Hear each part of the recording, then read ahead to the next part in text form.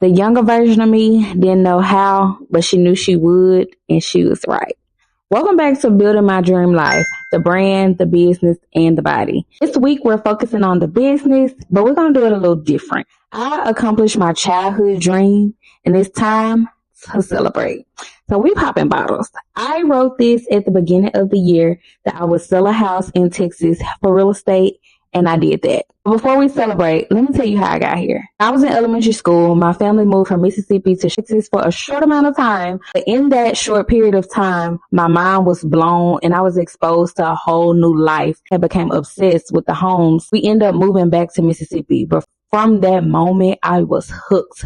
Real estate was like my thing. Grocery stores, they used to have the home magazines. Every time we went to the grocery store, I'd get my little magazine and I'd go home and I would flip through the book. Something about homes have always intrigued me, more specifically selling real estate in Texas. Fast forward to high school and it's time to graduate and it's time to decide what you want to do for your life. I'm going to go to real estate school. I'm going to be a realtor. And my family says, you need to go to college. Fast forward in college, your girl ended up getting pregnant. At that point was raising a kid and my life changed. How am I going to make all this come true? How am I going to work this out? At that point, I was working a full-time job. I was going to school. I have a child that I'm raising and taking care of. It's like my dreams was just put on hold. Fast forward to 2019, I moved to Dallas, Texas to start real estate. I ended up getting a job, just like overwhelmed with life at that point. I upped and I moved back to Mississippi to do real estate. I did that and I sold some home in Mississippi, but I still was not feeling fulfilled. Didn't feel like I had accomplished what I set out to accomplish, which was selling real estate in Texas.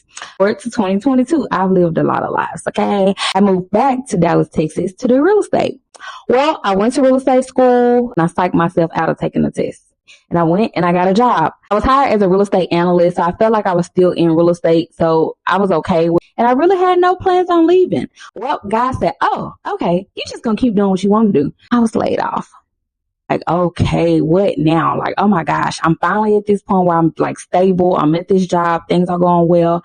And now what? Now what you want me to do? I kept talking to God because at that point, I didn't know which way to go. I had a dream confirmed it was time for me to get into real estate. And I did that this year, 2025. I sold my first house in November.